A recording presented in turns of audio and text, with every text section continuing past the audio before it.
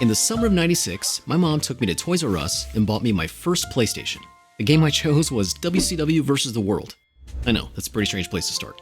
But that PS1 introduced me to landmark titles like Metal Gear Solid, Final Fantasy VII, Crash Bandicoot, Spice World.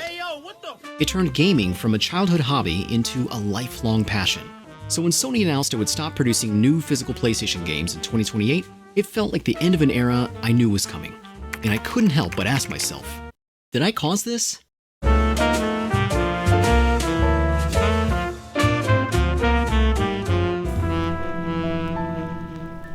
So there are two things that have been fairly consistent throughout most of my gaming life. PlayStation has usually been at the center of it, and I've always had a soft spot for physical games. My favorite franchises, games from developers I dig, and most Sony and Nintendo exclusives usually end up on my shelf. A disc or cartridge has always just kind of felt more permanent and personal to me. And I realize there's an entire generation of players and even viewers of this channel who don't feel any of this attachment. Physical media might just seem like extra plastic taking up space. I get that, which I guess makes the way that I've been buying games lately a little contradictory. Over the last couple of years, I've slowly started moving most of my library over to Steam, and the Steam Deck played a huge role in that, but ultimately I'm trying to get away from the truly unreasonable number of subscription services I pay for every month. At this point, I want something else to get me through this subscription-based kind of life. Now, the irony is not lost on me that my solution to leaving behind subscription services is to dig myself deeper into a digital ecosystem. But for the most part, that balance has kind of worked for me. I get the convenience of buying most of my games digitally, while physical copies still give me something tangible for the games that matter most to me. Sony's recent decision takes that option away. And let me be clear, for the record, I hate it. But I'm also not going to act like I didn't spend years enjoying the convenience that got us here, because convenience always costs something. I'm just not sure we've fully considered the price.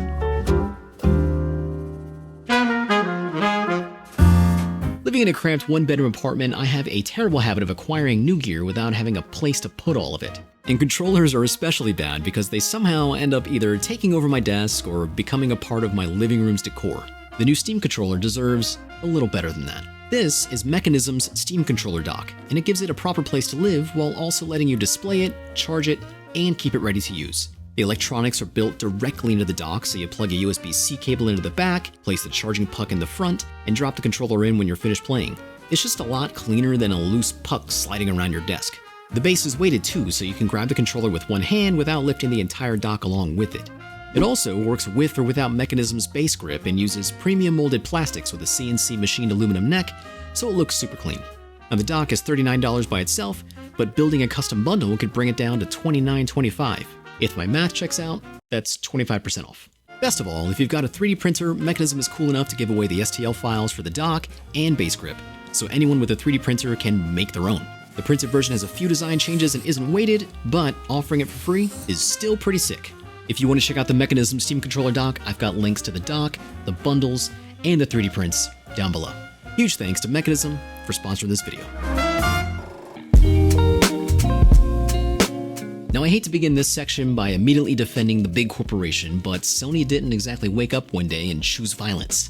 So how did we get here? This was a decision based on trends that have been building for years, and I'm not a financial analyst here, but the numbers make it pretty obvious why they finally pulled the trigger. In Sony's most recent fiscal quarter, 85% of full game sales across PS4 and PS5 were digital downloads. And to be clear, that does mean full games. DLC, cosmetic packs, virtual currency, battle passes, blah blah, all the other add-ons are tracked separately.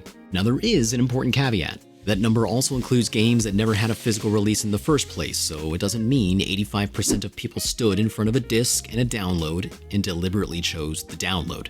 But still, across the entire fiscal year, roughly 4 out of every 5 PlayStation games were sold digitally. And from Sony's perspective, that is a big sign. Physical games have to be manufactured, packaged, shipped, stored, stocked by retailers, and eventually dealt with if nobody buys them. A download just downloads. Sony doesn't have to worry about that same copy being sold used 3 times afterwards, or a retailer deciding they need to clear half a warehouse until somebody marks them down next to a pile of Funko Pops. Now there are plenty of reasons why players prefer digital. When something releases at midnight, I can buy it from my couch, preload it ahead of time, and start playing without driving anywhere or hoping the store still has a copy. My entire library can follow me between devices, and I never have to figure out which case I accidentally put the disc in. I know some of you do this too. Digital is also useful for people who don't live near a game store, or they can't easily travel to one, or just don't have room for hundreds of plastic boxes. I understand the appeal of owning fewer things, and Sony has been reading this shift in preferences for years. We got a digital-only PS5 at launch, then a modular version where the disc drive became optional, and digital sales have continued climbing.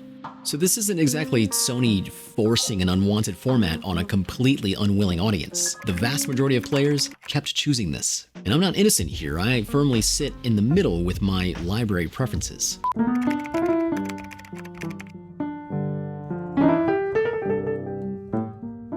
From a business perspective, it's hard to argue that Sony's decision here makes an uncomfortable amount of sense. The problem is that something can make perfect sense for Sony while still costing us players far more than we realize. So the first thing we lose is obvious. I can't resell a download. A physical game still has value after I'm done with it. I can trade it in, sell it, lend it to a friend, or use it to help pay for whatever increasingly expensive game comes next. Back when Pragmata came out, I got the game on release day for $11 because I traded in some games I had sitting around that I didn't play anymore. And once a digital game is tied to my account, that's it. The money's gone. A $70 physical game that I later sell for $40 effectively cost me $30. Math. Digital, I spent $70. Physical games also create their own kind of competition. A retailer can mark something down because they have too many copies. A local shop might have a used one for half the price, or somebody on Facebook Marketplace might just want it gone ASAP. Now digital games go on sale too, and sometimes for great prices. But once physical games disappear, you lose all that competition that can help lower prices. Then there's internet access. For a lot of people, PlayStation Plus or Game Pass basically is their library, and that library still depends on a subscription, an account, and at some point, an internet connection. So when the internet or service goes down, part of that collection disappears along with it, at least temporarily. And that's assuming you have good internet to begin with. Plenty of people still deal with slow connections, unreliable service, data caps, or downloads that take the better part of an entire weekend. Now, physical games aren't a perfect solution. Many of the games today still require these massive patches and downloads, but having a disc gives you another option. Once that option disappears, reliable broadband basically becomes a requirement for owning a PlayStation. And then there's something that matters a lot to the stuff I cover on this channel: preservation. Devices like the AWAN Thor can play games from decades ago because somebody preserved that software and other people spent years building emulators capable of running it. Now, that doesn't always start with a physical copy. Digital games can be preserved too. But a disc or a cartridge puts copies of that software out to the world, separate from the storefront and whatever company happens to control it. Once games become digital only, preservation relies on account licenses, encryption, patches, servers, and whether somebody manages to preserve all that before access disappears. The handhelds and gizmos that we see 15 years from now will probably be able to run PlayStation 6 games. The question is whether the games will still exist in a form those devices can actually use. And I think that's maybe a clearer distinction here. With physical media, there's still something left behind. With digital, there's just a lot more trust involved. Most of the time, you never notice the difference. Right up until you do. At this point, I know what some of you guys are thinking in regard to my Steam library. My guy, what exactly do you think you've been buying for the last 2 years? And that's fair. Steam has plenty of the same baggage. The games I buy there are still licenses tied to an account, so PC gaming hasn't magically solved digital ownership. The big difference is the ecosystem around it. This is ecosystem. On PC, Steam exists alongside GOG, Epic, Humble Bundle, authorized key sellers, and a bajillion other places. I can buy from different places and still play those games on the same computer. Maybe one store has a better sale, or maybe another offers a bundle. I'm still living digitally, but no one company controls every single path into the platform. GOG prides itself in selling DRM-free games with offline installers. The website explicitly states, "We don't believe in controlling you and your games. Here, you won't be locked out of titles you paid for or constantly asked to prove you own them. That's about as close as digital gaming gets to putting a copy on my shelf. Now, it still isn't universal. Not every PC game is DRM free, and servers can shut down, games can get delisted, but there are just more ways around a single company's decision. On PlayStation, Sony controls the hardware, the operating system, the account, and the marketplace where those games ultimately live. Even if another retailer sells you a download code, you're still redeeming it inside Sony's ecosystem. And we've already seen why that matters. Recently, some PlayStation customers were told that hundreds of Studio Canal movies and TV shows they had previously purchased would become unavailable because of a licensing change. Now, to be fair, those were movies and not games, and I don't think Sony's gonna all of a sudden start delisting everyone's PlayStation library. But it does show how fragile digital purchase can be when access depends on agreements between companies you have no control over. Rest in peace, PT. And if this is really the future, which it is, I think this relationship has to change. I think if companies are going to ask us to give up physical ownership and move everything into digital libraries, there should be stronger protections around the things we pay for.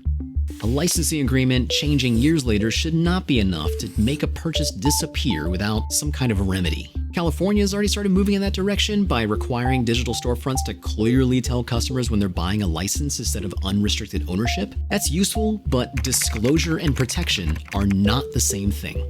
I'd still rather have rules that make it much harder to take away in the first place. I can accept that the format is changing. I've got an open mind. I am adaptable.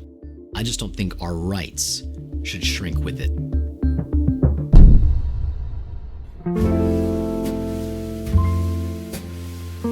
I think what bothers me most about all this is how normal it feels. We've spent years making everything faster and easier. We stream the movie, order the food, talk to people through a screen, and download the game. I'm guilty. I use all of it. But I do wonder if inconvenience is where the memory lived. Going to Toys R Us with my mom wasn't efficient. Waiting until Christmas to unwrap Final Fantasy IX wasn't convenient. But I remember those things. And maybe above all, that's the part I'm not ready to lose. I know gaming will keep moving forward, and I'm gonna move with it too. I just hope that in making everything easier, faster, and more convenient, we don't accidentally make all of it feel a little less human.